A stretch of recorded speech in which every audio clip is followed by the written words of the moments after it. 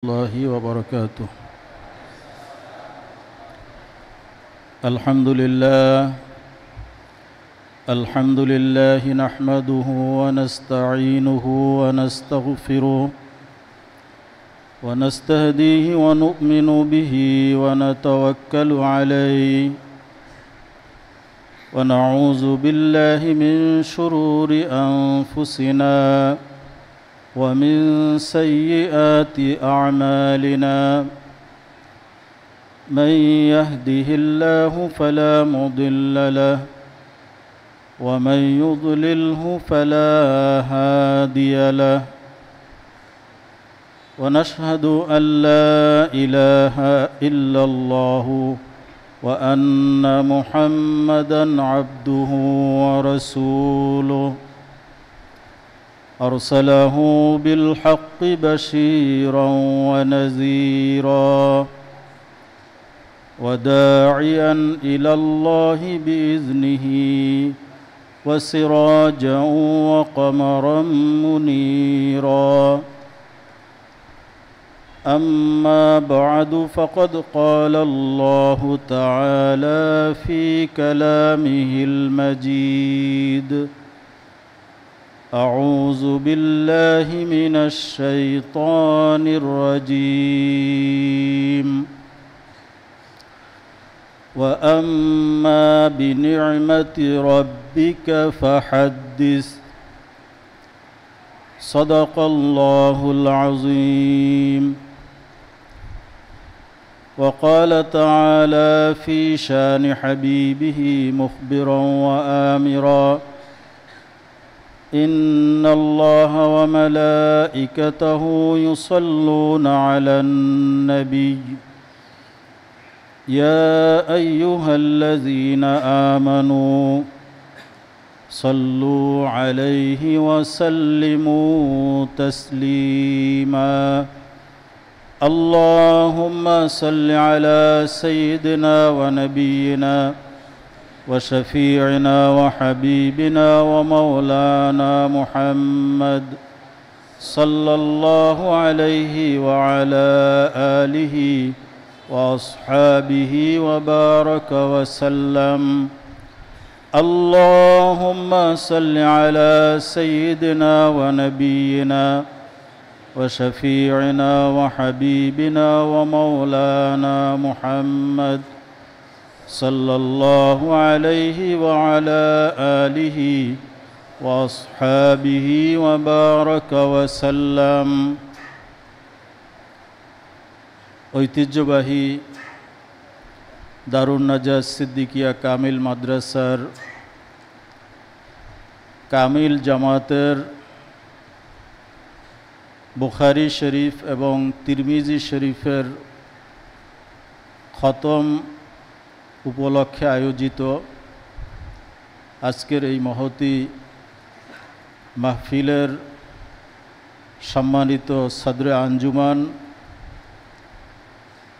উপস্থিত রয়েছেন অত্র মাদ্রাসার সুযোগ্য কর্ণধার জনাব অধ্যক্ষ সাহেব, আমন্ত্রিত মেহমানবৃন্দ, অত্র মাদ্রাসার সম্মানিত আসাতিজায়ে কেরাম, সুধীবৃন্দ, আমন্ত্রিত মেহমানবৃন্দ, সবক গ্রহণকারী ছাত্র বন্ধুরা, আল্লাহ রব্বুল আলামিনের দরবারে আমরা শুকরিয়া জ্ঞাপন করছি, যিনি এরকম একটি সুন্দর আয়োজন আমাদেরকে করার, এখানে আসার বসার সুযোগ করে দিয়েছেন। সকলে আমরা শুকরিয়া জ্ঞাপন করি আলহামদুলিল্লাহ।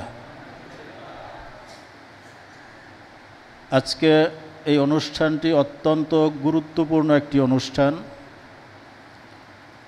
সিহাহ সিত্তা, ছয়খানা হাদিসের সহি বিশুদ্ধ গ্রন্থ, তার মধ্যে অন্যতম দুইখানা কিতাব বুখারী শরীফ এবং তিরমিজি শরীফ।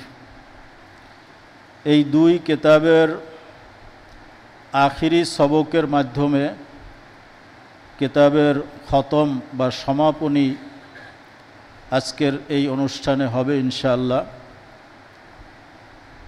বুখারী শরীফ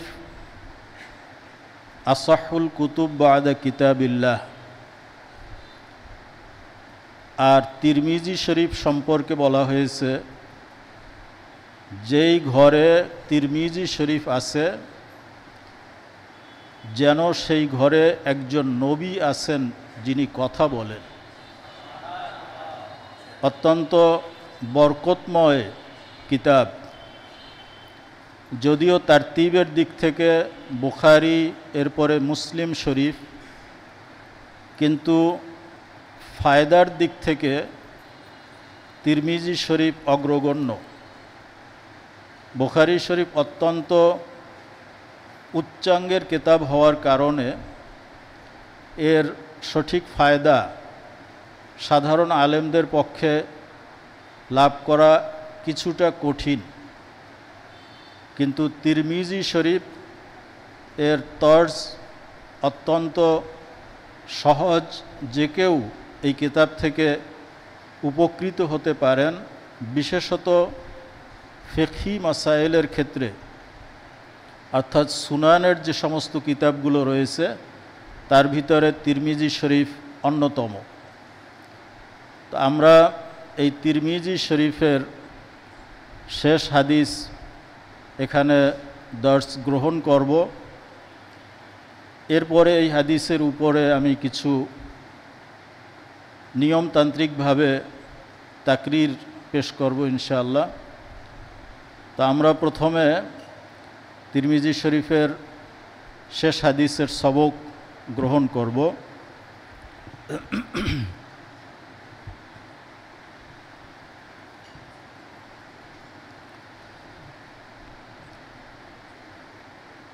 আউযু বিল্লাহি মিনাশ শাইতানির রাজীম।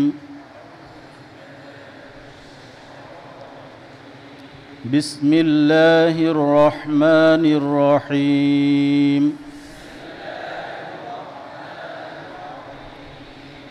রব্বি ইশরাহ লি সাদরি ওয়া ইয়াসসির লি আমরি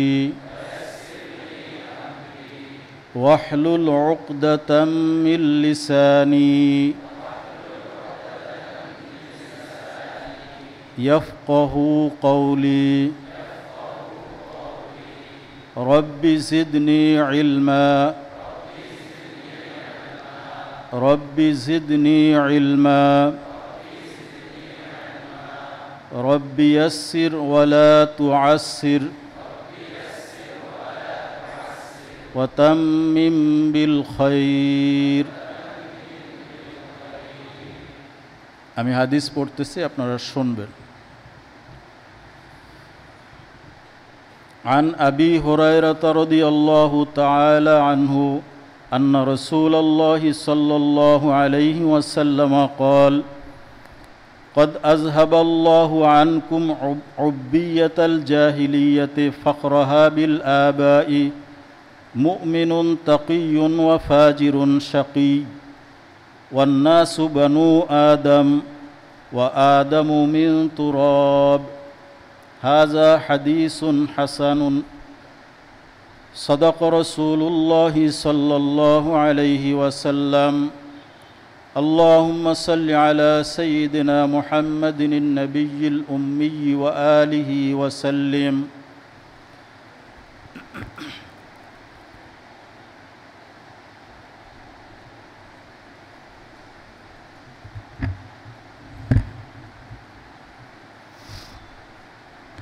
আমরা তিরমিজি শরীফের শেষ হাদিস আপনাদের সামনে সবক দেওয়া হলো। এই হাদিসটি হযরতে আবু হুরায়রা রাদিয়াল্লাহু তাআলা আনহু রিওয়ায়াত করেছেন।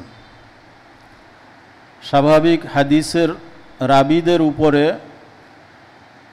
দর্সের মধ্যে আলোচনা করা হয় এবং হাদিস যেখান থেকে আপনারা পড়া শুরু করেছেন সেখান থেকে আবু হুরায়রা রাদিয়াল্লাহু তাআলা আনহুর জীবনী আপনারা একেবারে মুখস্থ করেছেন, পরীক্ষায় বহুবার লিখেছেন।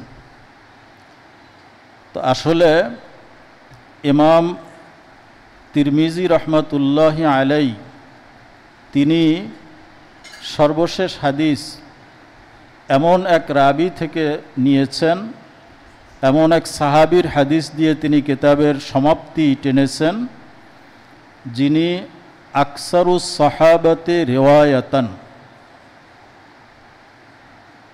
সমস্ত সাহাবায়ে কেরামের মধ্যে সর্বাধিক হাদিস বর্ণনাকারী। পরিসংখ্যানে দেখা গেছে আল কুতুবুত তিসআ, অর্থাৎ হাদিসের বিখ্যাত যে 9টি কিতাব আছে, এই কিতাবের ভিতরে আবু হুরায়রা রাদিয়াল্লাহু তাআলা আনহু থেকে 8740টি হাদিস বর্ণিত হয়েছে, যেটা পার্সেন্টেজ করলে পরে এই কিতাবের যত হাদিস আছে তার 14% হাদিস একজন সাহাবী থেকে বর্ণিত, আবু হুরায়রা রাদিয়াল্লাহু তাআলা আনহু।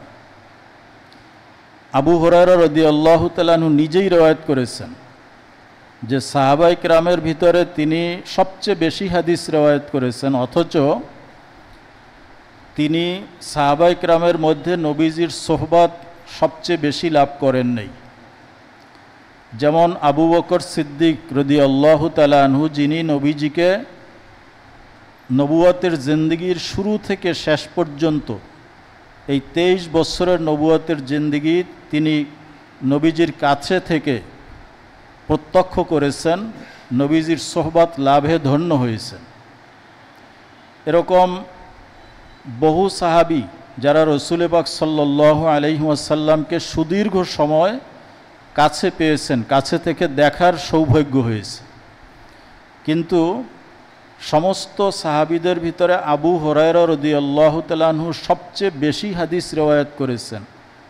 ওনার জীবনীতে যেটা পাওয়া যায়, উনি মুসলমান হয়েছেন 7ম হিজরিতে, খায়বারের যুদ্ধের সময়। এরপরে নবীজি 8ম, 9ম, 10ম হিজরিতে রসুল পাক সাল্লাল্লাহু আলাইহি ওয়াসাল্লাম দুনিয়া থেকে বিদায় নিয়েছেন। এই সামান্য সময়ের ভিতরে তিনি কিভাবে সবচেয়ে বেশি হাদিস বর্ণনা করেছেন, এখানে মূলত আমাদের যারা হাদিস আমরা পড়ি, ছাত্র আমরা, আমাদের জন্য বড় উদাহরণ, বড় শিক্ষা নিহিত আছে। আবু হুরায়রা রাদিয়াল্লাহু তাআলা আনহু নিজেই জবাব দিয়েছেন যে মানুষ বলে আকসারা আবু হুরায়রা, আবু হুরায়রা খুব বেশি হাদিস বর্ণনা করতেছে। এটা তার বিরুদ্ধে অভিযোগ তার ইন্তেকালের পরে না, তিনি যখন জীবিত তখনই অন্যান্য সাহাবায়ে কেরাম আবু হুরায়রার ব্যাপারে এই অভিযোগ করেছিলেন যে তিনি বেশি হাদিস রওয়ায়াত করতেছেন। তো আবু হুরায়রা রাদিয়াল্লাহু তাআলা আনহু তিনি এর জবাব দিয়েছেন যে আমি কেন বেশি হাদিস রওয়ায়াত করেছি। এক রিওয়ায়াতে আসছে যে হযরতে আয়েশা সিদ্দিকা রাদিয়াল্লাহু তাআলা আনহা তিনি আবু হুরায়রা রাদিয়াল্লাহু তাআলা আনহুকে বলেছিলেন, ইন্নাকা লা তুহাদ্দিসু আনিন নবিয়্যি সাল্লাল্লাহু আলাইহি ওয়াসাল্লাম আহাদিসা মা সামি'তুহা মিনহু, যে তুমি রসুল পাক সাল্লাল্লাহু আলাইহি ওয়াসাল্লাম থেকে এমন কিছু হাদিস বর্ণনা করো যেটা আমি আয়েশা কোনোদিন শুনি নাই। আবু হুরায়রা কি জবাব দিয়েছিলেন, আদবের সাথে তিনি সত্য কথাটা বলেছেন, ইয়া উম্মা তলাবতুহা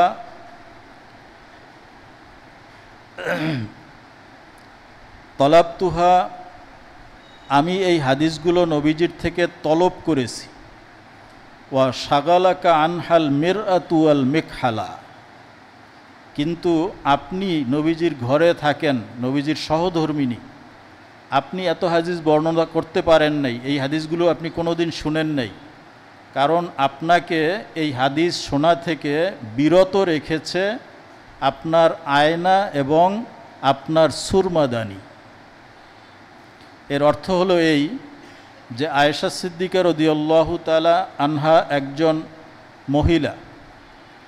মহিলারা স্বামীর জন্য সৌন্দর্য গ্রহণ করা এটা সুন্নত, নবীজির নির্দেশ। অতএব এই সুন্নত পালন করতে গিয়ে, আপনার রূপ চর্চা করতে গিয়ে কিছু সময় আপনাকে আয়নার সামনে কাটাতে হয়েছে। চোখে সুরমা দেওয়ার জন্য আপনার সুরমাদানি হাতে নিয়ে চোখে সুরমা লাগাইতে হয়েছে। তো এই আয়না এবং সুরমাদানি আপনাকে ওই হাদিস শোনা থেকে বিরত রেখেছে যে হাদিস আমি নবীজির থেকে শুনেছি। আবু হুরায়রা রাদিয়াল্লাহু তাআলা আনহু নবীজির সাথে একেবারে ছায়ার মতো থাকতেন। ছায়া যেরকম বস্তু থেকে বিচ্ছিন্ন হয় না, আবু হুরায়রা রাদিয়াল্লাহু তাআলা আনহু কখনো নবীজির থেকে আলাদা হতেন না। অন্য জায়গায় তিনি বলেছেন যে আমার আনসার ভাই যারা, তারা তাদের কৃষি কাজ নিয়ে ব্যস্ত থাকে, আর মুহাজির যারা তারা তাদের ব্যবসা বাণিজ্য নিয়ে ব্যস্ত থাকে, কিন্তু আমি আবু হুরায়রা আমার ক্ষুধা নিয়ে আমি হাদিস চর্চার জন্য মসজিদে পড়ে থাকি। আবু হুরায়রা রাদিয়াল্লাহু তাআলা আনহু বর্ণনা করেছেন যে একবার এত ক্ষুধা, তো সাহাবায়ে কেরাম তাদের অভ্যাস ছিল লা ইয়াসআলুনা নাসা ইলহাফা, তারা মানুষের কাছে তাদের প্রয়োজনের কথা বলতেন না। আবু হুরায়রা রাদিয়াল্লাহু তাআলা আনহু চিন্তা করলেন, এখন এই মুহূর্তে যদি আমাকে কেউ দাওয়াত দিয়ে একটু খাবারের ব্যবস্থা করত। তো তিনি রাস্তায় বের হলেন। হযরত আবু বকর রাদিয়াল্লাহু তাআলা আনহুর সাথে দেখা। তিনি আবু বকর রাদিয়াল্লাহু তাআলা আনহুকে কোরআনের একটি আয়াত সম্পর্কে জিজ্ঞাসা করলেন। উদ্দেশ্য হলো আবু বকর রাদিয়াল্লাহু তাআলা আনহু যখন তাকে ক্ষুধার্ত দেখবেন তখন হয়তো তাকে বাড়িতে নিয়ে আপ্যায়ন করবেন। কিন্তু আবু বকর রাদিয়াল্লাহু তাআলা আনহু আয়াতের তাফসীর ব্যাখ্যা করে তিনি চলে গেলেন। আবু হুরায়রার ক্ষুধার কথা জিজ্ঞাসা করলেন না। এরপরে ওমর রাদিয়াল্লাহু তাআলা আনহু আসলেন, তাকেও তিনি একটি আয়াত জিজ্ঞাসা করলেন। ওমর রাদিয়াল্লাহু তাআলা আনহু তাকে বাড়িতে নিয়ে গেলেন। আবু হুরায়রা মনে করলেন যে হয়তো তিনি বাড়িতে নিয়ে গেছেন কিছু আপ্যায়ন করবেন। ওমর রাদিয়াল্লাহু তাআলা আনহু তার ঘর থেকে ওই কোরআনের আয়াত যেটা তার কাছে লেখা ছিল সেটা নিয়ে এসে আবু হুরায়রাকে দেখাইলেন যে তুমি যেই আয়াত সম্পর্কে জিজ্ঞাসা করছো, এই আয়াত আমি সেটা লিখে রেখেছি। তো ওনাকে ওই আয়াতটা পড়াইয়ে দিলেন, বুঝিয়ে দিলেন, এরপরে তাকে বিদায় দিয়ে দিলেন। আবু হুরায়রা আবার রাস্তায় বের হলেন। ওমর রাদিয়াল্লাহু তাআলা আনহুর বাড়ি থেকে বের হয়ে কিছু দূর যাওয়ার পরেই তিনি বলেন যে আমি উপর হয়ে সেখানে রাস্তার উপরে পড়ে গেলাম, এত ক্ষুধার্ত ছিলাম। কিছুক্ষণ পরে আমি লক্ষ্য করলাম যে একটা লোক আমার মাথার উপরে হাত বুলাচ্ছেন। আমি চোখ মেলে তাকিয়ে দেখলাম যে রাসূল পাক সাল্লাল্লাহু আলাইহি ওয়াসাল্লাম আমার মাথায় হাত রেখেছেন, যে আবু হুরায়রা তুমি এখানে পড়ে আসো। নবীজি ধরে আমাকে উঠাইলেন। এরপরে আমাকে ধরে তিনি বাসায় নিয়ে গেলেন। নিয়ে যাওয়ার পরে ঘরে মাত্র এক পেয়ালা দুধ ছিল। নবীজি বললেন যে তোমার মতো আসহাবে সোফা যারা সবাই তো ক্ষুধার্ত, সকলকে ডাকো। তো আবু হুরায়রা রাদিয়াল্লাহু তাআলা আনহুর যে একটু আশা হয়েছিল যে নবীজি এক পেয়ালা দুধ আনছেন, হয়তো সেখান থেকে তাকে কিছু দুধ পান করাবেন, তার ক্ষুধা নিবৃত হবে, কিন্তু তার আশা ভঙ্গ হয়ে গেল। যে এক পেয়ালা দুধ, আসহাবে সোফা 70 জনের মতো সাহাবী, সকলকে ডাকা হয়েছে, সকলকে বন্টন করলে আমি কতটুকু দুধ পাব? তো নবীজি ডাকতে বললেন, উনি ডেকে নিয়ে আসলেন। 70 জন সাহাবী, কম বেশি হতে পারে। আবু হুরায়রাকে বললেন যে তুমি এই দুধ সকলকে বন্টন করো। তো একজনকে দিলেন, তিনি দুধ পান করলেন। এরপরে আর একজনকে, এভাবে সবাই যখন পান করা হয়ে গেল, ওই এক পেয়ালা দুধ, কিন্তু তখনও পেয়ালায় দুধ অবশিষ্ট আছে। এরপরে নবীজি আবু হুরায়রাকে বললেন যে তুমি এবার পান করো। আবু হুরায়রা দুধ পান করলেন, ওনার পরিতৃপ্তি হয়ে গেছে। এরপরে নবীজি আবার বললেন, আইদ ইয়া আবা হুরায়রা, আবু হুরায়রা আবার পান করো। তিনি আবার পান করলেন। নবীজি তৃতীয়বার তাকে বললেন, আইদ ইয়া আবা হুরায়রা। আবু হুরায়রা, নবীজির হুকুম, এটা তো লঙ্ঘন করা যাবে না, তিনি আবার দুধ পান করলেন। আবু হুরায়রা রাদিয়াল্লাহু তাআলা আনহু বলেন যে আমার পেট দুধ পান করার কারণে এরকম গোল হয়ে গেল পাত্রের মতন। এরপরেও দুধ অবশিষ্ট আছে। রাসূল পাক সাল্লাল্লাহু আলাইহি ওয়াসাল্লাম সবার শেষে সেই দুধ পান করলেন। আবু হুরায়রা রাদিয়াল্লাহু তাআলা আনহু বলেছেন যে এরকম অনেক দিন গিয়েছে যে আমি মসজিদে নববীতে হাদিস চর্চা করতেছি, এরকম ক্ষুধার্ত যে নবীজির যে মেম্বার এবং আয়েশা সিদ্দিকার যে হুজরা, এর মাঝখানে আমি বেহুশ হয়ে পড়ে গেছি ক্ষুধার কারণে। তো মানুষ মনে করেছে যে তার জিনগ্রস্ত হয়েছে, জিনের রোগী যেরকম বেহুশ হয়ে যায়। আরব দেশে এটার খুব একটা রোগ প্রচলিত ছিল, কেউ যদি এরকম অসুস্থ হতো তাহলে তাকে পা দিয়ে আঘাত করলে পরে সে সুস্থ হয়ে যেত। তো আবু হুরায়রা বেহুশ হয়ে পড়ে আছেন, সবাই যে আসে তাকে ঘাড়ের উপরে পা দিয়ে লাথি দিয়ে চলে যায়। উদ্দেশ্য যে তারা মনে করছে যে জিনে পেয়েছে, পা দিয়ে আঘাত করলে ভালো হয়ে যাবে। আসলে তো জিনে পায় নাই। আবু হুরায়রা বলেন, ওয়ামা বি মিন জুনুন, আমার তো কোনো পাগলামি নেই। কিন্তু কেউ বুঝলো না, রাসূল পাক সাল্লাল্লাহু আলাইহি ওয়াসাল্লাম তিনি বুঝলেন। তিনি আবু হুরায়রাকে তুললেন, এরপরে খাবারের ব্যবস্থা করলেন। এভাবে করে করে আবু হুরায়রা রাদিয়াল্লাহু তাআলা আনহু এই হাদিস, নবীজির হাদিস সংগ্রহ করেছেন। এবং সাথে সাথে আরেকটি বিষয় হলো যে আবু হুরায়রা রাদিয়াল্লাহু তাআলা আনহু রাসূল পাক সাল্লাল্লাহু আলাইহি ওয়াসাল্লামের খাস তাওয়াজ্জু এবং দোয়া লাভ করেছেন, ফয়েজ লাভ করেছেন। এক রিওয়ায়াতে আসছে যে একবার নবীজি হাদিস বর্ণনা করলেন, আবু হুরায়রা রাদিয়াল্লাহু তাআলা আনহু বললেন, ইয়া রাসূলুল্লাহ, আপনি আমাদেরকে অনেক হাদিস বর্ণনা করেন, সামিয়তু মিনকা আহাদিসা, আমি আপনার থেকে অনেক হাদিস শুনি, ফানাসিতুহা, এরপরে ভুলে যাই। নবীজি বললেন যে তোমার চাদরটা আমার সামনে খুলে দাও। এরপরে ওই চাদরের ভিতরে নবীজি হাতের কোষ বদ্ধ করে, যেভাবে কোনো কিছু দেওয়া হয় এরকম কিছু চাদরের মধ্যে দিলেন, যেটা বাহ্যিক চোখে কিছুই দেখা যায় নাই। এরপরে বললেন যে চাদরটা গায়ে জড়াও। আবু হুরায়রা বলেন, ওই চাদরটা গায়ে জড়ানোর পরে আমি আর একটি হাদিসও কোনোদিন ভুলি নাই। সাহাবা ইকরামের অবস্থা ছিল, যখন নবীজি হাদিস বর্ণনা করেছেন, মান কাযাবা আলাইয়া মুতাআম্মিদান ফালিয়াতাবাওয়া মাকআদাহু মিনান নার, যে ব্যক্তি আমার নামে মিথ্যা হাদিস প্রচার করে সে যেন নিজের ঠিকানা জাহান্নামের মধ্যে করে নেয়।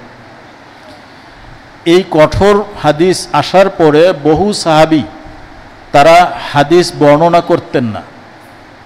কোনো কোনো বর্ণনায় আসছে যে নবীজির সাহাবীর সাথে আমি মক্কা থেকে মদিনা পর্যন্ত সফর করলাম, এই দীর্ঘ সফরের ভিতরে একটা হাদিস বর্ণনা করেন নাই, অথচ নবীজির হাজারো হাজারো হাদিস তাদের জানা আছে। কিন্তু তারা বর্ণনা করেন নাই এই জন্য যে যদি একটু ত্রুটি হয়ে যায় তাহলে আমি ওই জাহান্নামের যোগ্য হয়ে যাব, এই ভয়ে তারা হাদিস বর্ণনা করতেন না। তো যারা হাদিস বর্ণনার ক্ষেত্রে খুব সাহসী ছিলেন তার মধ্যে আবু হুরায়রা রাদিয়াল্লাহু তাআলা আনহু। কারণ নিজের জেহেনের উপরে কখনো মানুষ আস্থা রাখতে পারে না যে আমি যেটা পড়ছি সেটা সঠিক বলতে পারবো কি না। এমনকি হাফেজ সাহেব তারাবি পড়ানোর আগে সকাল থেকে কতবার দাওয়াত দিয়েছে, কতবার অন্যজনকে সে শুনিয়েছে, অন্য হাফেজকে, কোনো জায়গায় লোকমা যায় নাই, কিন্তু এরপরেও নামাজে লোকমা যাবে না এটা কেউ নিশ্চিত বলতে পারে না। কিন্তু আবু হুরায়রা রাদিয়াল্লাহু তাআলা আনহু এটা পেরেছিলেন, কারণ নবীজি তার জন্য দোয়া করে দিয়েছেন যে এরপর থেকে তুমি আমার কোনো হাদিস ভুলবে না। এই কারণে তিনি এই হাদিস বর্ণনার ক্ষেত্রে অত্যন্ত দুঃসাহসী ছিলেন। এটা নিয়ে অনেকে সমালোচনা করেছে, যার জবাব আবু হুরায়রা রাদিয়াল্লাহু তাআলা আনহু নিজেই দিয়েছেন যে তার ব্যাপারে সবচেয়ে বড় অভিযোগই ছিল আকসারা আবু হুরায়রা। তো একটা কিতাবই আছে আকসারা আবু হুরায়রা, আপনারা সার্চ করে পড়ে নেবেন যে আবু হুরায়রা রাদিয়াল্লাহু তাআলা আনহু যে বেশি হাদিস বর্ণনা করেছেন, এটা কেন তিনি বেশি হাদিস বর্ণনা করেছেন, এবং এই ইশকালের জবাব বিত্তাফসিল পুরো কিতাবের মধ্যে আলোচনা করা হয়েছে। কিতাবের নামই হলো আকসারা আবু হুরায়রা। তো এখান থেকে আমরা দুইটা জিনিস সবক গ্রহণ করব যারা তালিবুল ইলম। এক হলো ইলম অন্বেষণের জন্য নিজের সর্বোচ্চ ত্যাগ করতে হবে, নিজের সর্বোচ্চ মেধা, সময়, শ্রম এটা ব্যয় করতে হবে। বলা হয়েছে যে ইলম হলো সবচেয়ে কৃপণ। আপনি যদি একজন বন্ধুকে এক কাপ চা খাওয়ান, সে আর একদিন দেখা হলে আপনাকে চা খাওয়াবে, মানে সে তার ঋণ পরিশোধ করে দেবে।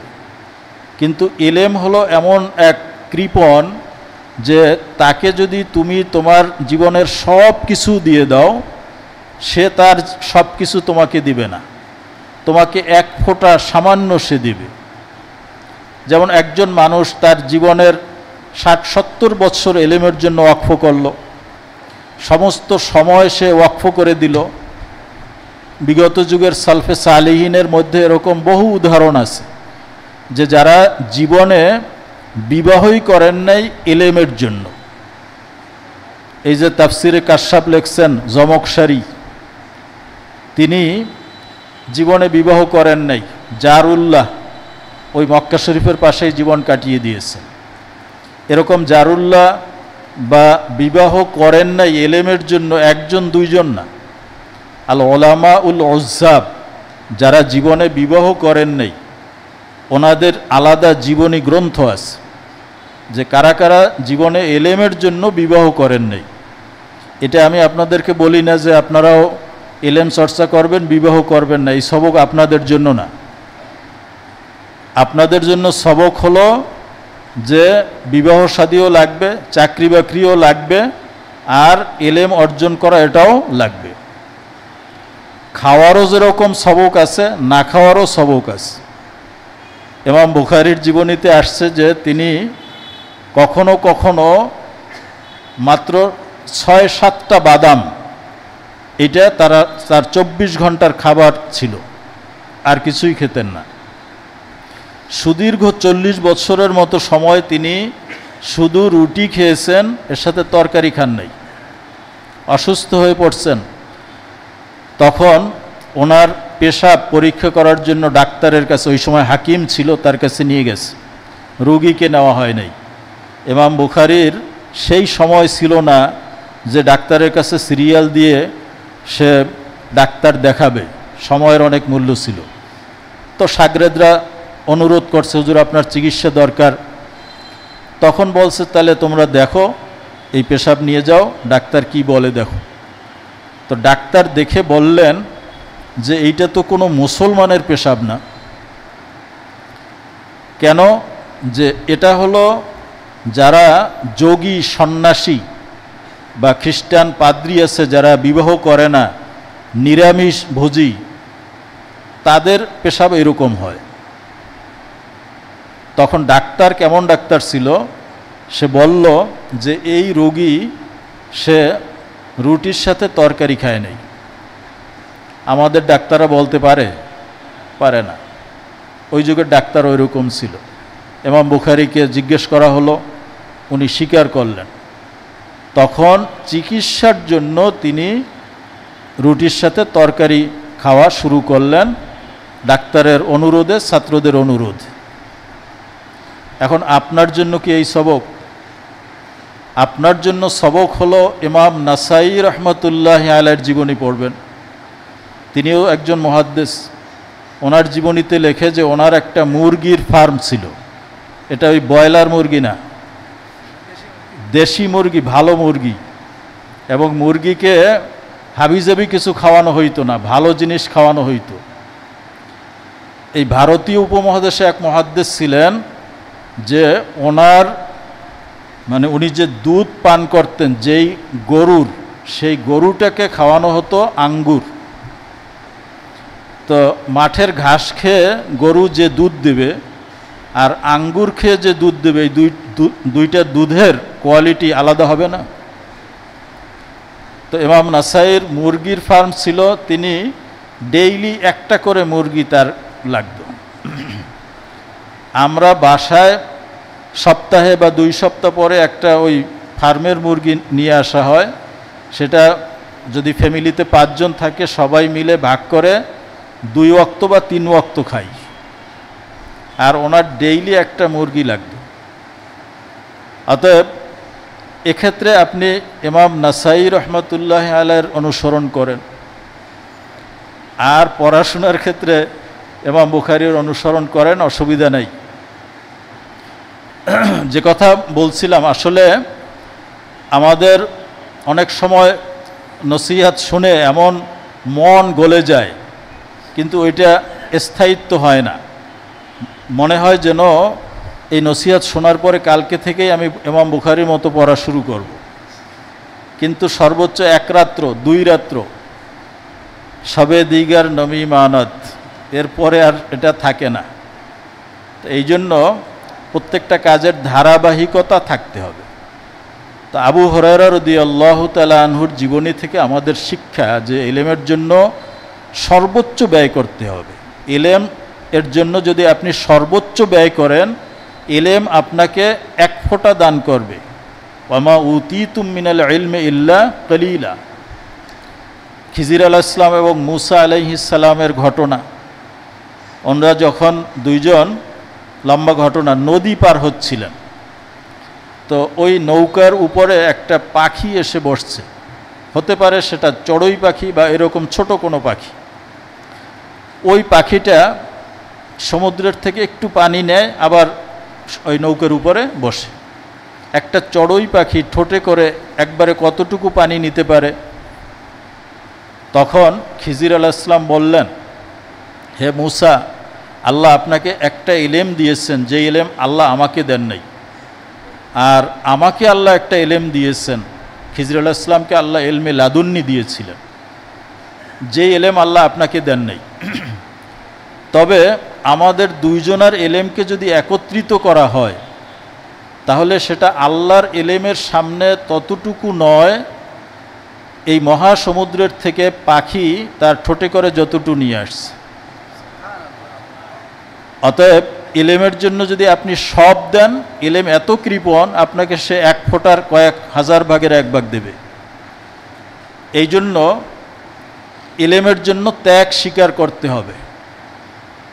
আগের যুগের ওলামায়ে কেরাম তারা কত কষ্ট করে ইলম হাসিল করেছেন। ইমাম বুখারীর জীবনীতে আছে যে বহুবার তার গাছের পাতা খেতে হয়েছে। একবার এরকম হয়েছে যে গাছের পাতা নাই, সব মানুষ গাছের পাতা খেয়ে ফেলছে। উনি চিন্তা করলেন যে নদীর পাড়ে গিয়ে দেখি ওখানে হয়তো গাছ থাকতে পারে। গিয়ে দেখেন যে ওখানে আগেই বহু লোক জমা আছে, গাছের পাতা সব খাওয়া শেষ। উনি নিরুপায় হয়ে মসজিদে এসে বসলেন। তো মসজিদে এসে বসার পরে তখন এক লোক মসজিদে আসছেন, মুসাফির। উনি এসে ওখানে বসে রুটি গোশত খাইতেছেন, উনি ক্ষুধার্ত। তো ক্ষুধার্ত লোকের সামনে বসে খাইলে তারও খেতে মনে চায়। তো ওই লোকটা ইমাম বুখারীকে দেখে ডাকলেন, ডাকার পরে তাকে শরিক করলেন। তো ইমাম বুখারী খাওয়ার পরে উনি জিজ্ঞাসা করলেন যে এই এলাকায় একজন ছাত্র আছে তালিবুল এলেম, বুখারা থেকে আসছে, মুহাম্মদ ইবনে ইসমাইল, তাকে কি চেনেন? তো বলছে কেন? তো বলছে যে তার মা বাড়ি থেকে কিছু টাকা পাঠাইছেন, দেওয়ার জন্য তাকে আমি খুঁজতেছি। তো বলছে যে আপনি তাকে খুঁজতেছেন, আমি হলাম সেই মুহাম্মদ ইবনে ইসমাইল, বুখারায় আমার বাড়ি। তো বলছে যে আমাকে ক্ষমা করে দিবেন, আমি কয়েকদিন তারকে খুঁজে যখন পাইলাম না, আমি খাবার শেষ হয়ে গেছে, তখন যে টাকা পাঠাইছিল সেখান থেকে 1 টাকা দিয়ে কিছু রুটি এনে তারপরে আমি আমার জীবন বাঁচানোর চেষ্টা করেছি। অতএব আপনার টাকা থেকে আমি একটু খরচ করে ফেলেছি, এজন্য আমি আপনার কাছে মাপ চাই। আর যেই রুটি আপনি আমার থেকে খেয়েছেন এটা আমার টাকায় কেনা না, আপনার টাকাই কেনা। তো এরকম একবার ইমাম বুখারী রহমতুল্লাহ আলাই সফরের কারণে, প্রচণ্ড রোদের মধ্যে সফরের কারণে দ্বিতীয়বার জীবনে অন্ধ হয়েছেন। প্রথমবার অন্ধ হয়েছেন যখন ছোট মক্তবে পড়েন, তখন তার মা দোয়া করেছেন। দোয়া করতে করতে আল্লাহ রব্বুল আলামিন মায়ের দোয়া কবুল করেছেন। যে ইব্রাহিম আলাইহিস সালাম স্বপ্নে এসে তার মাকে বললেন, ইয়া হাজিহি কদ রদ্দাল্লাহু আলা ইবনিকা বাসারাহু লিকাসরাতি দোয়াই, যে হে মহিলা, তোমার অধিক দোয়ার কারণে আল্লাহ তোমার ছেলের চোখ ভালো করে দিয়েছে। আর একবার অন্ধ হয়েছিলেন তালিবুল এলেমের জিন্দিগিতে, যখন তিনি সফর করতেছিলেন, এত কষ্ট করেছেন, তিনি অন্ধ হয়ে গিয়েছিলেন। আল্লাহ আবার তাকে চোখ ফিরিয়ে দিয়েছেন। জীবনে ইলেমের জন্য এই 2 বার অন্ধ হয়েছেন। আমাদের কি হয়েছে যে ইলেমের জন্য আমরা পরবর্তী জেনারেশনের কাছে কি বলতে পারবো যে পড়াশোনা করার জন্য আমরা এই করছিলাম? তো সামান্য একটু ত্রুটি হলে দেখা গেল যে ছাত্রাবাসে ছাত্রদের খাবারের মান একটু যদি কম হয় বা থাকার অবস্থা যদি একটু ভালো না হয়, একটা ফ্যান না থাকে, আমাদের অভিযোগের শেষ থাকে না। কিন্তু আপনার সবসময় খেয়াল রাখতে হবে যে আপনি কি উদ্দেশ্যে এখানে আসছেন। সেই উদ্দেশ্য যদি ব্যাহত হয়ে যায় তাহলে আপনি ক্ষতিগ্রস্ত হয়ে গেলেন। আর উদ্দেশ্য যদি ঠিক থাকে, আলায়েক সংশ্লিষ্ট কোনো বিষয় যদি আপনার কোনো ত্রুটিও থাকে তাহলে কোনো সমস্যা নেই। দ্বিতীয় যেটা এখান থেকে সবক, সেটা হলো যে দোয়ার প্রয়োজন আছে, ওস্তাদের দোয়ার দরকার আছে। ইবনে আব্বাস রাদিয়াল্লাহু তাআলা আনহু রঈসুল মুফাসসিরিন হয়েছিলেন। বলা হয়ে থাকে যে মাত্র 1 বদনা, 1 ঘটি পানির বিনিময়ে। কীভাবে? যে রাসূল পাক সাল্লাল্লাহু আলাইহি ওয়াসাল্লাম ইস্তেনজায় গিয়েছেন, উনি বুঝতে পারছেন যে নবীজি বের হয়ে অজু করবেন, ওনাকে বলার প্রয়োজন হয় নাই, তিনি সুন্দর করে পানি সাজিয়ে রাখলেন, নবীজির অজুর ব্যবস্থা করে রাখলেন। ইস্তেনজা থেকে এসে নবীজি দেখেন যে অজুর পানি সাজানো, কাউকে বলার দরকার হয় নাই। খুব খুশি হয়ে গেলেন, জিজ্ঞাসা করলেন যে পানি কে রাখছে? তখন বলা হলো যে ইবনে আব্বাস রাখছে। তো নবীজি তাকে খুশি হয়ে দোয়া করে দিলেন, আল্লাহুম্মা আল্লিমহুল কিতাব ওয়া ফাক্কিহহু ফিদ্দীন। এক দোয়ায় তিনি রঈসুল মুফাসসিরিন হয়ে গেছে। অতএব কখন কার দোয়া কাজে লাগে এটা বলা মুশকিল। এজন্য মুরব্বীদের তাওয়াজ্জুহ এবং দোয়া এটাও খুবই জরুরি ইলম অর্জনের জন্য। যাই হোক, হাদিস আবু হুরায়রা রাদিয়াল্লাহু তাআলা আনহু রিওয়ায়াত করেছেন, রাসূল পাক সাল্লাল্লাহু আলাইহি ওয়াসাল্লাম বলেছেন, কদ আযহাবাল্লাহু আনকুম উব্বিয়াতাল জাহিলিয়াতি ওয়া ফখরাহা। নবীজি বলেন যে আল্লাহ তোমাদের থেকে জাহিলিয়াতের যুগের তাকাব্বুর, অহংকার, এটা বিদূরিত করেছেন। মুমিনুন তাকিয়ুন ওয়া ফাজিরুন শাকিয়ুন। এখন মানুষ দুই দলে বিভক্ত, হয়তো সে মুমিন হবে, মুত্তাকি হবে, নয়তো সে ফাজের অর্থাৎ কাফের হবে এবং শাকি হতভাগা হবে। ওয়ান্নাসু বানু আদম, সমস্ত মানুষ আদমের সন্তান। ওয়া আদমু মিন তুরাব, আর আদমকে বানানো হয়েছে মাটি দিয়ে। রসুল পাক সাল্লাল্লাহু আলাইহি ওয়াসাল্লামের মিশনের একটা বড় দিক ছিল যে তিনি জাহিলিয়াতের যে রসমগুলো ছিল এগুলোকে তিনি মূলোৎপাটন করেছেন। জাহিলিয়াতের যুগে একটা বড় রসম ছিল তাদের মধ্যে আসাবিয়ত। আসাবিয়ত হলো গোত্রপ্রীতি, স্বজনপ্রীতি, অর্থাৎ গোত্রের লোক সে যদি অন্যায় করে সেটাও সাপোর্ট করতে হবে, যদি সে অন্যায় না করে তখনও তার সাপোর্ট করতে হবে। তাদের কথাই ছিল উনসুর আখাকা জলিমান আও মাজলুমা, ভাই অর্থাৎ তোমার গোত্রের লোক যদি হয় তাহলে তাকে সাহায্য করতে হবে, চাই সে জালেম হোক তখনও তাকে সাহায্য করতে হবে, যদি সে মাজলুম হয় তাহলেও তাকে সাহায্য করতে হবে। রসুল পাক সাল্লাল্লাহু আলাইহি ওয়াসাল্লাম জাহিলিয়াতের যুগের এই যে থিওরি এটা হুবহু রাখলেন, কিন্তু ব্যাখ্যাটা উল্টেই দিলেন। নবীজির হাদিসের মধ্যে সেম কথা আসছে, উনসুর আখাকা জলিমান আও মাজলুমান, তুমি তোমার ভাইকে সাহায্য করো, চাই সে জালেম হোক চাই সে মাজলুম হোক। সাহাবা একরাম আশ্চর্য হয়ে গেলেন যে এটা তো জাহিলিয়াতের কথা ছিল, নবীজি এই কথা কেন বললেন? তখন জিজ্ঞাসা করলেন, ইয়া রাসূলুল্লাহ, আমার ভাই যদি মাজলুম হয় আমি তাকে সাহায্য করব, ভালো কথা, কিন্তু আমার ভাই যদি জালেম হয় তাহলে আমি তাকে সাহায্য কিভাবে করব? জালেমকে কি সাহায্য করা যায়? তখন নবীজি বললেন, জালেমকে সাহায্য করার অর্থ এই না যে তার হাতে তুমি অস্ত্র তুলে দাও, তাকে জুলুমে সহযোগিতা করো। তাকে সাহায্য করার অর্থ হলো তার হাতটা চেপে ধরো, সে যেন জুলুম করতে না পারে। এটাই হলো জালেমকে সাহায্য করা, কারণ সে জুলুম করলে পরে তার পরকাল অন্ধকার হতো। তুমি তাকে জুলুমে বাধা দিয়েছ, এটা কি তার জন্য সাহায্য হয় নাই? এটা তো সবচেয়ে বড় সাহায্য হয়েছে। অতএব উনসুর আখাকা জলিমান আও মাজলুমান ঠিক আছে, কিন্তু ব্যাখ্যা পরিবর্তন হয়ে গেছে। রসুল পাক সাল্লাল্লাহু আলাইহি ওয়াসাল্লাম জাহিলিয়াতের এই স্বজনপ্রীতিকে চিরতরে মিটিয়ে দিয়েছে।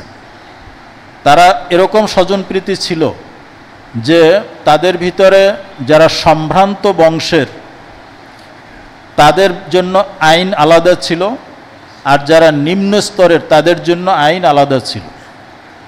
যদি সম্ভ্রান্ত ব্যক্তি চুরি করত তাকে কিছু গালমন্দ করে ছেড়ে দেওয়া হতো, আর নিম্ন শ্রেণীর যদি কেউ চুরি করত তার হাত কেটে দেওয়া হতো। রসুল পাক সাল্লাল্লাহু আলাইহি ওয়াসাল্লামের কাছে বিচার নিয়ে আসা হলো। মাখজুমিয়া মহিলা, মাখজুম গোত্রের চুরির অপরাধে অপরাধী হলো, নবীজির দরবারে বিচারের জন্য আনা হলো। নবীজি হুকুম দিয়ে দিলেন তার হাত কেটে দাও। তখন সুপারিশ আসলো। সুপারিশ কাকে দিয়ে করাইলো? রসুল পাক সাল্লাল্লাহু আলাইহি ওয়াসাল্লামের পালক পুত্র ছিলেন যায়েদ, তার পুত্র উসামা, তার উপাধি ছিল হিব্বু রসুলিল্লাহি সাল্লাল্লাহু আলাইহি ওয়াসাল্লাম, রসুল পাক সাল্লাল্লাহু আলাইহি ওয়াসাল্লামের ভালোবাসার পাত্র। নবীজি তো সমস্ত মাখলুকের ভালোবাসার পাত্র, কিন্তু সেই নবীজি যাকে ভালোবাসেন সেই নবীজির ভালোবাসার পাত্র যিনি হতে পারেন তার জন্য কত বড় সৌভাগ্য। এরকম হয়েছে যে নবীজি সবসময় চিন্তা করেছেন যে তার পিতা যায়েদ আমার পালক পুত্র, সে তো গোলাম, অতএব তার সাথে যদি আমি একটু ভিন্ন আচরণ করি সে হয়তো ভাববে যে আমি গোলামের ছেলে বলে আজকে আমার সাথে এই আচরণ করা হচ্ছে। এজন্য নবীজি তার আপন নাতি হাসান হুসাইনকে যতটুকু আদর স্নেহ দিতেন ওসামাকে ঠিক একই রকমের আদর করতেন। একবার দেখা গেল যে নবীজি শীতের সময় চাদর মুড়ি দিয়ে আছেন, মনে হচ্ছে যে চাদরটা একটু মোটা লাগতেছে, ভিতরে কিছু আছে। তো নবীজি হঠাৎ চাদর খুললেন, খোলার পরে দেখা গেল যে এক পাশে হাসান হুসাইন আর এক পাশে উসামা বসা আছে। আয়েশা সিদ্দিকা নবীজি তাকে একদিন বললেন, উসামাকে, ছোট বাচ্চা নাকে ময়লা, যে একটু পরিষ্কার করে দাও। তো আয়েশা সিদ্দিকার তো বাচ্চা হয় নাই, বাচ্চা লালন পালন করার অভিজ্ঞতা কি হয় যাদের বাচ্চা নাই? তো একটু তিনি ঘৃণা বোধ করলেন যে নাকের ময়লা কীভাবে পরিষ্কার করবেন। নবীজি আয়েশা সিদ্দিকা কিছু না বলে নিজ হাতে ওই উসামার নাকের ময়লা পরিষ্কার করে দিলেন। কখনো তিনি বুঝতে দেন নাই যে গোলামের ছেলে বলে তার সাথে ভিন্ন কোনো আচরণ করা হচ্ছে। তো সবাই তাকে ধরল যে তুমি ছাড়া নবীজির কাছে সুপারিশ করার কেউ নেই। তো সকলের অনুরোধে তিনি ওই মহিলার ব্যাপারে একটু সুপারিশ করলেন। কিন্তু রসুল পাক সাল্লাল্লাহু আলাইহি ওয়াসাল্লাম অগ্নিমূর্তি ধারণ করলেন যে নবীজি যখন রাগ হতেন তাগাইয়ারা ওয়াজহু, নবীজির চেহারার রং পরিবর্তন হয়ে যেত। কোনো কোনো রওয়ায়াতে আসছে যে চেহারা লাল হয়ে যেত, মনে হয় যেন আনার রস করে নবীজির চেহারায় প্রলেপ দেওয়া হয়েছে, এরকম লাল হয়ে যেত। তো নবীজি শুধু তাকে বললেন না, এরকম মজলিস ডাকলেন, সমস্ত সাহাবায়ে কেরামের মজলিসে দাঁড়িয়ে তিনি বললেন যে তোমাদের আগের যুগের নিয়ম এরকম ছিল, সম্ভারান্তরা চুরি করলে বিচার হতো না, গরিবদের উপরে বিচার হতো, কিন্তু ইসলাম এটা সমর্থন করে না। ওই যে মহিলাকে অপরাধী আনা হয়েছিল সেই মহিলা নাম ছিল ফাতেমা, ঘটনাক্রমে নবীজির মেয়ের নামও ফাতেমা। তো নবীজি বললেন, লাউ সারাকাত ফাতেমাতু বিনতু মুহাম্মাদিন লাকাতাতু ইয়াদাহা। আজকে মখজুম গোত্রের মহিলা ফাতেমা যদি চুরির অপরাধে অপরাধী না হয়ে আমি মুহাম্মাদুর রসুল্লাহ আমার মেয়ে ফাতেমা চুরির অপরাধে অপরাধী হতো, আমি বলতাম না যে ফাতেমার হাত কেটে দাও, আমি মুহাম্মদ নিজে তার হাত কেটে দিতাম। অতএব জাহিলিয়াতের যুগের যে আসাবিয়ত, এটাকে আল্লাহ রব্বুল আলামিন খতম করে দিয়েছে, যে এটা আর চলবে না। রসুল পাক সাল্লাল্লাহু আলাইহি ওয়াসাল্লামের এটা সবচেয়ে বড় সফলতা যে আসাবিয়তকে তিনি মিটিয়ে দিয়েছিলেন। কোরআন শরীফে আল্লাহ তাআলা বলছেন যে কুনতুম আলা শাফা হুফরাতিম মিনান নারি ফাআনকাযাকুম মিনহা। আওস এবং খাজরাজ গোত্র তারা যুদ্ধ করে ধ্বংসের দ্বার প্রান্তে উপনীত হয়েছিল। নবীজি যখন মদিনা শরীফে আসেন তখনও তাদের মধ্যে এই দ্বন্দ্ব চলতেছিল। মাত্র 120 বৎসর তারা এই যুদ্ধটা করছিল। 120 বছর একটা যুদ্ধ হয়, এটা শুনছেন? আপনারা বাংলাদেশ স্বাধীন হইতে কতদিন যুদ্ধ করছেন? 9 মাস। এই 9 মাসের যুদ্ধের কারণে কেউ মুক্তিযোদ্ধা হয়েছে এবং মৃত্যুর পরে পর্যন্ত তাকে রাষ্ট্রীয় সম্মানে দাফন করা হচ্ছে। তো 9 মাসের একটা যুদ্ধ হয়েছে। তো অধিকাংশ নবীজির জামানায় যে যুদ্ধগুলো হয়েছে সেগুলো শর্ট যুদ্ধ। দেখেন, বদরের যুদ্ধ একদিনের অংশবিশেষ, উহুদের যুদ্ধ একদিন, শুধু খন্দকের যুদ্ধটা লম্বা হয়েছিল। মক্কা বিজয় একদিনের যুদ্ধ, কিন্তু তারা যুদ্ধ করছে 120 বছর, মানে কিছুদিন পরে যুদ্ধ শেষ হয়ে যায়। পরবর্তী জেনারেশন 100 বছর আগে যে যুদ্ধ হয়েছিল, বর্তমানে সেই যুদ্ধ যাদের কাঁধের উপরে আছে, এই যুদ্ধের নেতৃত্ব যারা দিচ্ছে, তারা জানে না যে কি নিয়ে যুদ্ধ শুরু হয়েছিল। ইতিহাস বলে যে যুদ্ধ শুরু হয়েছিল কূপের থেকে পানি পান করানো নিয়ে। যে কে কার আগে কূপের পানি পান করাবে। এইটা নিয়ে দুই গোত্রের মধ্যে, আওস এবং খাজরাজের মধ্যে দ্বন্দ্ব হলো। সেই ঝগড়া থেকে মারামারি, মারামারি থেকে যুদ্ধ, দুইটা বংশের প্রজন্মের পর প্রজন্ম হাজারো মানুষ এই যুদ্ধের বলি হয়েছে, কিন্তু সামান্য একটা বিষয় নিয়ে। রসুল পাক সাল্লাল্লাহু আলাইহি ওয়াসাল্লাম ঠিক এই মুহূর্তে তাদের মধ্যে আসলেন। আসার সাথে সাথে কে আওস কে খাজরাজ তারা ভুলে গেল, সবাই নবীজির হাতে হাত দিয়ে মুসলমান হয়ে গেল। তো মুসলমান হয়ে যাওয়ার পরে মুসলমানের ভাই, আজকে থেকে একজন আওস মুসলমান, একজন খাজরাজ মুসলমান, তাদের পিছনের ইতিহাস তারা ভুলে গেল, তারা ভাই ভাই হয়ে গেল। যে ভাই ভাইয়ের জন্য তার নিজের সব কিছু উৎসর্গ করতে প্রস্তুত, নবীজি ভ্রাতৃত্ব রচনা করে দিলেন। কিন্তু তারপরেও মাঝে মধ্যে এই গোত্রপ্রীতি এটা অনেক সময় আবার চাঙ্গা হয়ে উঠত। একবার এরকম এক গোত্রের এক সাহাবী ঝগড়ার সময় আর এক সাহাবীকে একটা লাথি দিল। তখন ওই সাহাবী তার গোত্রের লোকদেরকে ডাক দিল, ইয়া আল আনসার, আমার আনসার ভাইরা কই আসো। তখন ইনিও ডাক দিলেন, ইয়া আল মুহাজিরিন, আমার মুহাজিররা কই আসো। এই দুই দল অস্ত্রশস্ত্র নিয়ে যুদ্ধের জন্য প্রস্তুত হয়ে গেল। পিছনের আগুন আবার জ্বলে উঠল। রসুল পাক সাল্লাল্লাহু আলাইহি ওয়াসাল্লাম বললেন যে আমি তোমাদের সামনে জীবিত থাকা অবস্থায় তোমরা আবার সেই জাহিলিয়াতের যুগের মতো ডাক দিয়েছ। দাওয়াল জাহিলিয়াতে ফি হজরতি, আমার উপস্থিতিতে তোমরা আবার এরকম করতেছ। দাউহা ফাইন্নাহা মুনতিনা, এটা ছেড়ে দাও, এটা হলো দুর্গন্ধ।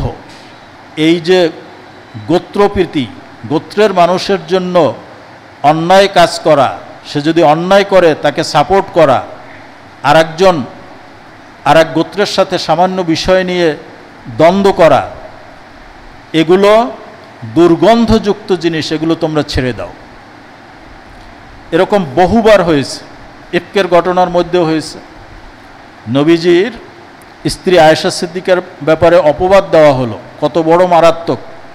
নবীজি সাহাবায়ে কেরামকে ডেকে পরামর্শ চাইলেন, সাহায্য চাইলেন।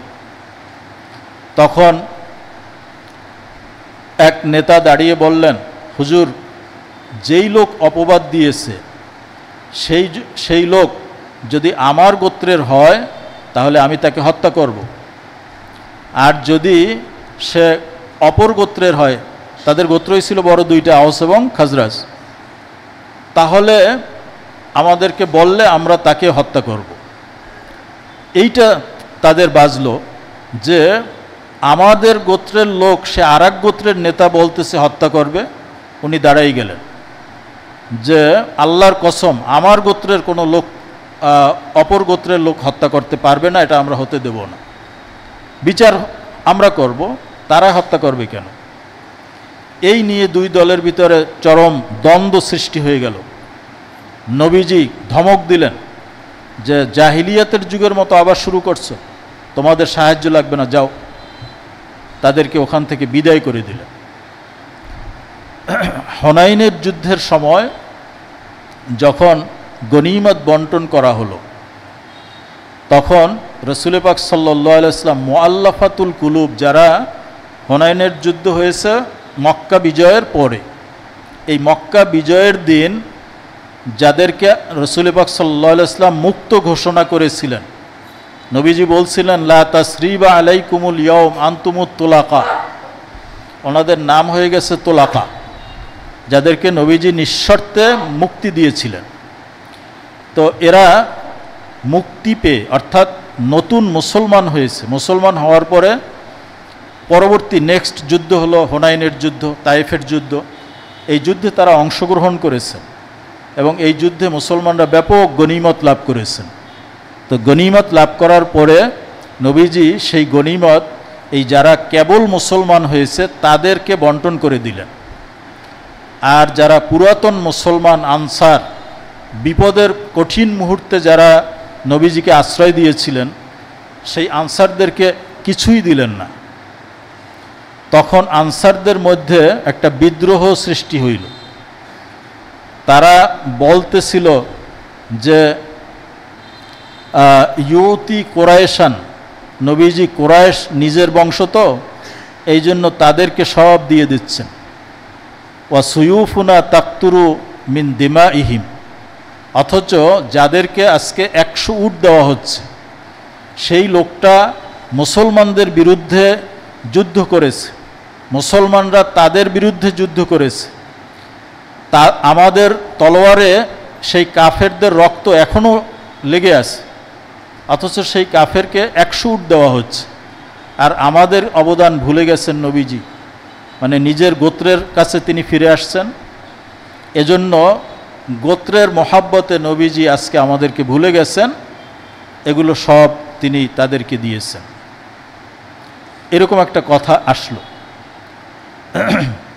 হযরত সাদ ইবনে মুআজ, আনসারদের নেতা, তিনি নবীজির কাছে এসে বললেন, ইয়া রাসূলুল্লাহ, আমাদের কওমের ভিতর থেকে এরকম একটা কথা আসছে আনসারদের পক্ষ থেকে যে নবীজি নিজের দেশে চলে আসছেন, নিজের আপন বংশের কুরাইশদের কাছে চলে আসছেন, অতএব আমাদেরকে ভুলে গেছেন, আপন ভাইদেরকে পেয়ে আমাদেরকে ভুলে গেছেন, তাদেরকে সব গনিমত দিয়েছেন, আমাদেরকে কিছু দেন নাই। তো বলছে যে তাদের কথা পরে, তোমার বক্তব্য কি? তুমি তো একজন আনসার, তোমার মত কি? তো উনি কথাটা এমনভাবে ঘুরেই বললেন, আনা রজুলুম মিন কওমি, হুজুর আমিও তো আমার কওমেরই একজন লোক, অর্থাৎ আমার কওমের যে বক্তব্য আমার বক্তব্য তার ভিন্ন কিছু না। নবীজি দেখলেন যে একটা বিরাট দ্বন্দ্ব সৃষ্টি হয়ে যাচ্ছে, সমস্ত আনসারদেরকে একত্রিত করতে বললেন এবং কঠোরভাবে নিষেধ করে দিলেন যে আজকের এই মজলিসে আনসার ছাড়া কেউ থাকতে পারবে না। তো সেই মজলিসে দাঁড়িয়ে নবীজি কয়েকটা কথা বললেন, এটা নেতা যারা তাদের জন্য শিক্ষণীয়। আমরা দেখি যে বিভিন্ন বড় দলের ভিতরে অনেক পার্টি হয়ে যায়, পার্টিশন হয়ে যায়, বিভক্তি সৃষ্টি হয়। যোগ্য যিনি নেতা, যত বিভক্তি আসবে তার বুদ্ধিমত্তা দিয়ে, বিচক্ষণতা দিয়ে এটা মিটিয়ে দিতে হবে। তো এত বড় একটা সমস্যা সৃষ্টি হয়েছে, নবীজি মাত্র কয়েকটা কথা বললেন। নবীজি বললেন, হে আনসাররা, আজকে আমি কিছু নতুন মুসলমান হয়েছে তাদের অন্তর আকৃষ্ট করার জন্য তাদেরকে গনিমত দিয়েছি। আজকে তারা উট এবং বকরি নিয়ে তাদের বাড়িতে ফিরে যাবে, কেউ 100 উট পেয়েছে। আর তোমরা আল্লাহর নবীকে ঘরে নিয়ে যাবে, তারা ঘরে উট ছাগল নিয়ে যাবে, আর তোমরা আনসার যারা তোমাদের বাড়িতে আল্লাহর নবীকে নিয়ে যাবে। আনসাররা মনে করছিল যে মক্কা বিজয় হয়েছে, নবীজি মক্কায় থেকে যাবেন, মদিনায় আর যাবেন না, তার আসল জায়গায় জন্মভূমিতে ফিরে আসছেন। নবীজি সেই সন্দেহ দূর করে দিলেন যে আমি তোমাদের সাথেই থাকব। এরপরে নবীজি বললেন যে তোমরা ইতিহাস স্মরণ করো, আমি তোমাদেরকে এসে পথভ্রষ্ট অবস্থায় পেয়েছিলাম, আল্লাহ আমার ওসিলায় তোমাদেরকে হেদায়েত দিয়েছেন। তোমরা ক্ষুধার্ত ছিলে, মদিনার অর্থনৈতিক অবস্থা খুব খারাপ ছিল, কৃষি ছিল না, আল্লাহ আমার ওসিলায় তোমাদেরকে অর্থ সম্পদ দিয়েছেন। খায়বারের যুদ্ধে ইহুদিরা যখন বড় বড় খেজুরের বাগান রেখে সব পালিয়ে গেল, তাদেরকে বহিষ্কার করা হলো।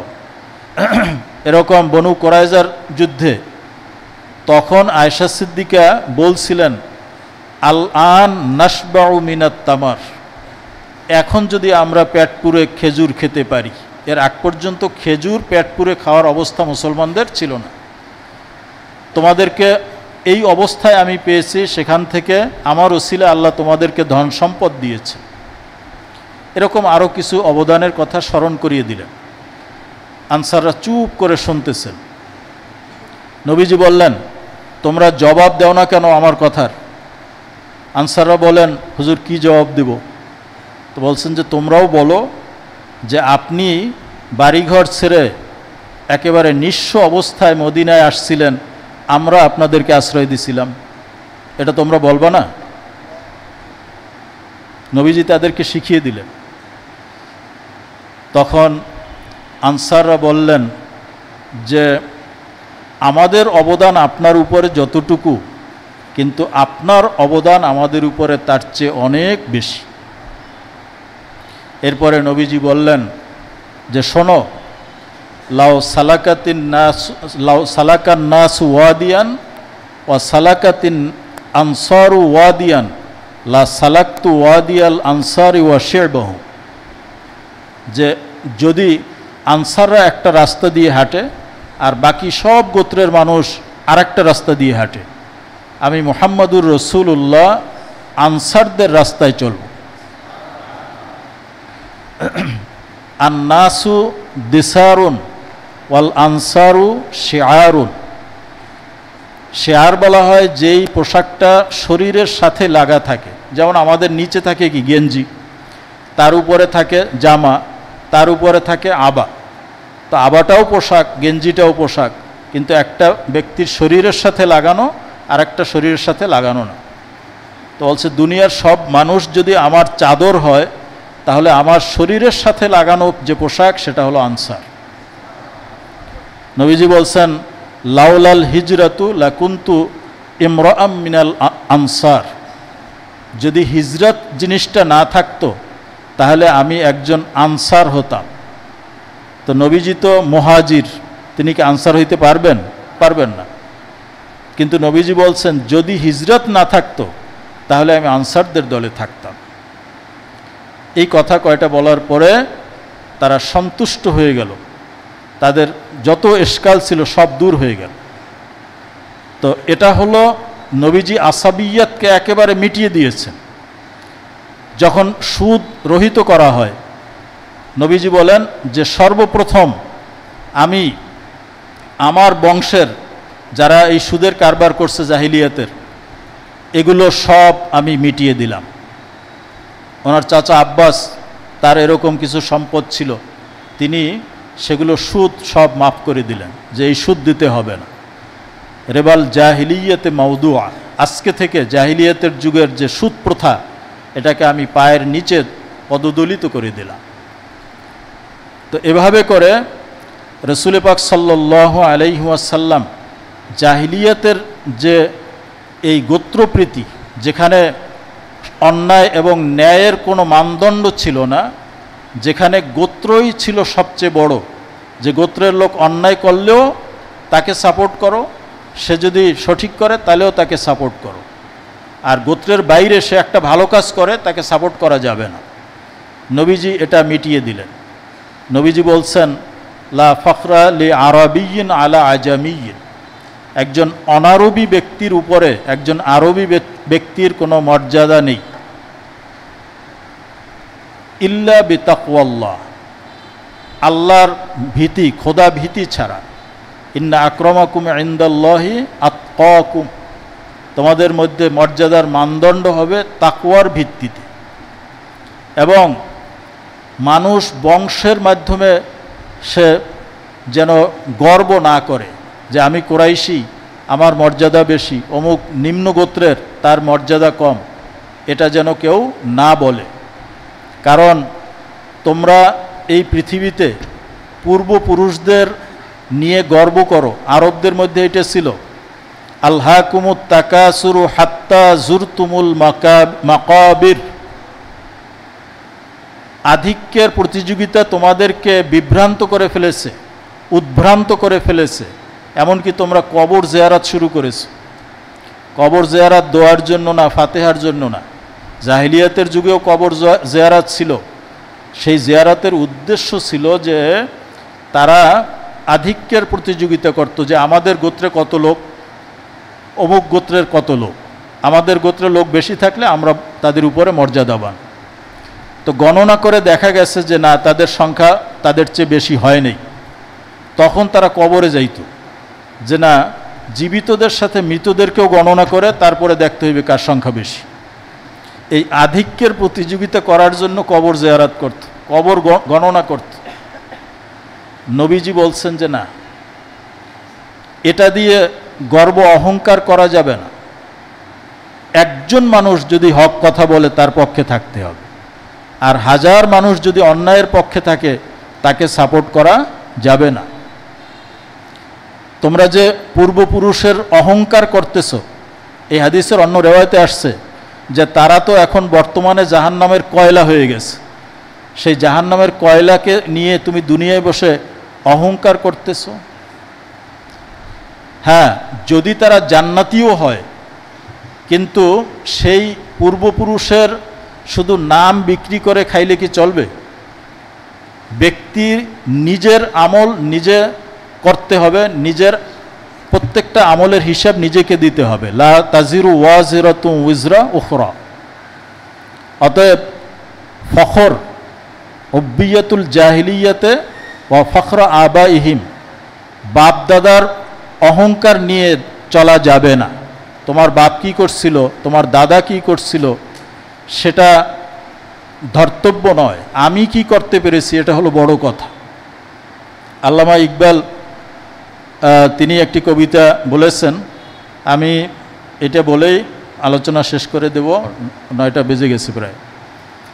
আল্লামা ইকবাল বলছেন, जिनको आता नहीं दुनिया में कोई फन तुम हो, नहीं जिस कौम को परवाए नशीमन तुम हो। আল্লামা ইকবাল একটা কবিতা বই লিখেছেন, শেকওয়া এবং জওয়াবে শেকওয়া। এটা নাম আমরা অনেকেই শুনছি, হয়তো অনেকের পড়ার সুযোগ হয় না। শেকওয়া মানে অভিযোগ, আর জওয়াবে শেকওয়া মানে হলো অভিযোগের জবাব। অভিযোগ কার বিরুদ্ধে? অভিযোগ হলো আল্লাহর বিরুদ্ধে। কার বিরুদ্ধে? আল্লাহর বিরুদ্ধে। যে আমরা আল্লাহর এত কাজ করি, কিন্তু আল্লাহ যত বিপদ আপদ মুসলমানদের উপরে দিচ্ছেন, এখনও এই অভিযোগ হয় না। এই ফিলিস্তিনি মুসলমানদেরকে নির্বিচার হত্যা করা হয়েছে, কিছু মুসলমান আমরা আল্লাহকে অভিযোগ করে বসে আছি যে আল্লাহ ইহুদিদেরকে ধ্বংস করে দিতে পারেন না, আবাবিল পাঠাইতে পারে না। তো একজনের জবাব দিয়েছে যে আল্লাহ আবাবিল পাঠাইতে পারে, সেটা ইহুদিদের মাথার উপরে না, মুসলমানদের মাথার উপরে। কারণ এই কয়জন গুটি কতেক ইহুদি, তারা 50 কোটি মুসলমানের সামনে বসে এই মুসলমানদের শিশুদেরকে নির্যাতন করতেছে, মারতেছে, আর এরা নির্বিকার বসে আল্লাহর কাছে আবাবিল চাইতেছে। তা আবাবিল তো মুসলমানদের মাথার উপরে আগে আসবে। তো বলতেছে শেকওয়া কার বিরুদ্ধে? আল্লাহর বিরুদ্ধে। তো আল্লাহর বিরুদ্ধে যত শেকওয়া আছে, অভিযোগ আছে, তিনি এই শেকওয়া কবিতার মধ্যে এগুলো লিখলেন।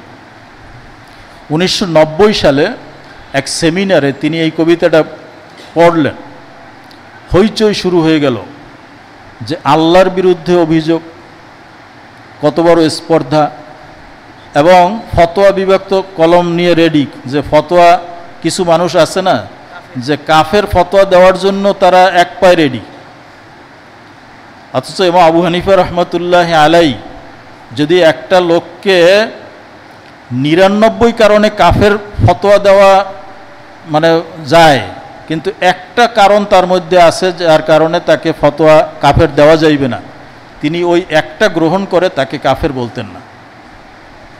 আর আমাদের অবস্থা কি হয়েছে যে একটা লোককে মুসলমান বলার 99টা কারণ আছে, একটা কোনো মতে মানে কারণ পাওয়া গেছে যে তাকে যেই কারণে ফতোয়া দেওয়া যায় কাফের, আমরা তাকে কাফের বলে ফেলি। রসুল পাক সাল্লাল্লাহু আলাইহি ওয়াসাল্লাম একজন মুমিনকে কাফের বানানোর দায়িত্ব নিয়ে দুনিয়ায় আসেন নাই। কাফেরকে কিভাবে মুসলমান বানাইতে হবে এটা নবীজির মিশন ছিল। তো যাই হোক, আল্লামা ইকবালকে কাফের ফতোয়া দিতে দেরি হয় নাই, তারা আল্লামা ইকবালকে কাফের ফতোয়া দিল। এর 4 বছর পরে 1913 সালে আর এক সেমিনারে আল্লামা ইকবাল বললেন যে আপনারা আমাকে অনেক কাফের ফতোয়া দিয়েছেন আমার একটা কবিতার কারণে।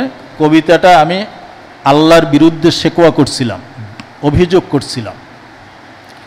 এখন আল্লাহ, এখন তো আর নবী নেই যে জিবরাইলের মাধ্যমে আল্লাহ অভিযোগের জবাব পাঠাবেন, ওহী আসবে, আসবে আসবে না।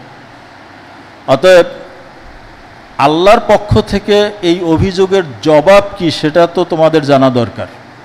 আল্লাহ তো জবাব দিবে না, আমি ইকবাল আল্লাহর পক্ষ থেকে আল্লাহর এই জবাবগুলো তোমাদেরকে শুনাইতেছি। উনি ওনার দ্বিতীয় কবিতা শুনাইলেন জওয়াবে শেকওয়া।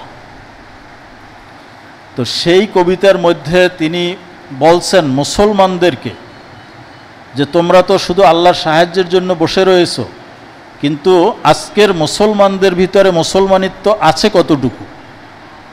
জিनको आता नहीं दुनिया में कोई फन तुम हो। পৃথিবীর মধ্যে কোনো অথর্ব জাতি যদি থাকে যারা কোনো কাজ পারে না, কোনো শিল্প সংস্কৃতি বিজ্ঞান যাদের মাথার মধ্যে নাই, সেই জাতিটার নাম হলো মুসলমান জাতি। আজকে নোবেল পুরস্কার পাইতেছে পদার্থবিজ্ঞানে, চিকিৎসা বিজ্ঞানে, অমুক বিজ্ঞানে, কই কোনো মুসলমানের নাম আছে? নাই। অথচ যখন স্পেনে মুসলমানদের শাসন ছিল তারেক বিন জিয়াদের নেতৃত্বে, 8 দিনে মুসলমানরা স্পেন জয় করছিল। এই 8 দিনের যুদ্ধের সফলতা মুসলমানরা 800 বৎসর ভোগ করেছে। এই 800 বছরের মুসলমান শাসন আমলে সেখানে কর্ডোবার মতো বিশ্ববিদ্যালয় স্থাপন করা হয়েছে, যেখানে শুধু কোরআন হাদিসের উচ্চতর গবেষণা হয় নাই, সেখানে জ্যোতির্বিদ্যা, পদার্থবিদ্যা, গণিত এইগুলো দর্শ দেওয়া হতো। মুসলমানরা দর্শ দিতেন, ইউরোপীয় খ্রিস্টানরা সেই বিশ্ববিদ্যালয়ে এসে মুসলমানদের সবক নিয়ে তারা এই ইলম চর্চা করেছে। আজকে মুসলমানদের কিছু আছে, এটা বলছেন নেহি জিস কওম কো পরওয়ায়ে নশীমান তুম হো। একটা পাখিও তার বাসার সম্পর্কে চিন্তা করে যে বাসাটা বাতাসে উড়ে যায় কিনা, কিন্তু একমাত্র মুসলমানকে দেখলাম যে নিজের বাসাটার ব্যাপারেও তার কোনো চিন্তা নাই, যে নিজের ঘরের ব্যাপারেও নিশ্চিন্ত, সে কোনো চিন্তা নাই তার। এরকম কোনো জাতি যদি থাকে সেটা হলো মুসলমান জাতি। বিজলিয়া জিসমে হো আসুদা ও খেরমান তুম হো। মুসলমানরা তাদের শস্যক্ষেত্র আকাশের বজ্রপাতের জন্য নিরাপদ করে দিয়েছে। আকাশ থেকে যদি এই শস্য ধ্বংস করে দেওয়ার জন্য বজ্রপাত হয়, এই বজ্রপাত প্রতিহত করার মতো অস্ত্র মুসলমানদের হাতে আছে? নাই। একটা ক্ষেপণাস্ত্র যদি ফালানো হয় আপনার উপরে, সেটাকে প্রতিহত করার মতো কোনো অস্ত্র মুসলমানদের হাতে নেই। বেচ খাতে হ্যায় জু আসলাফ কে মদফন তুম হো। কবি ইকবাল বলেছেন যে পূর্বপুরুষের কবর বিক্রি করে খায় এরকম যদি কেউ লোক থাকে তাহলে সেটা হলো মুসলমান। আমরা বক্তৃতা দিতে উঠলেই সেই খালেদ, তারেক, অমুক, হামজা, আলী, ওনাদের বীরত্বের কথা বলি, কিন্তু আমাদের নিজেরা এই 1 কিলোমিটার যদি দৌড় দিতে বলা হয় তাহলে দেখা যাইবে যে উনি হার্ট ফেল করে পড়ে গেছে। তো আল্লাহ তাআলা তো বলছেন ওয়া আইদ্দু লাহুম মাস্তাতাতুম মিন কুওয়াতিন ওয়া মির রিবাতিল খাইল। শত্রু মোকাবেলা করার জন্য প্রস্তুতি লাগবে না? মুসলমানদের কি প্রস্তুতি আছে? আমাদের একটাই কাজ আছে যে পূর্বপুরুষের কবর বিক্রি করে আমরা খাচ্ছি, যে আমার অমুক পুরুষ এই করে গেছেন, আমার পূর্বপুরুষ এই তাদের কৃতিত্ব ছিল, এগুলো আমরা বলে বেড়াচ্ছি। क्या ना बेचोगे जो मिल जाए सनम पत्थर के। অতএব তোমরা যখন বাপের কবর বিক্রি করে খাইতে পারো, তাহলে তোমাদের কাছে যদি পাথরের মূর্তি আসে, সেই মূর্তি বিক্রি করে যে তোমরা খাবে না তার নিশ্চয়তা কি? মুসলমান আজকে মূর্তি বিক্রি করে না? করে। সেটাকে ভাস্কর্য বলেন, পুতুল বলেন, শোপিস বলেন, মুসলমানরা এগুলো বিক্রি করতেছে। এতটুকু অনুভূতি নাই যে মূর্তির ব্যবসা এটা তো মুসলমান করতে পারে না। অতএব যারা বাপদাদার কবর বিক্রি করে খায় তারা মূর্তির ব্যবসা শুরু করতে বেশি দেরি লাগবে না। অত্যন্ত হৃদয়ের জখমি নিয়ে কবি ইকবাল এই কথা বলেছেন।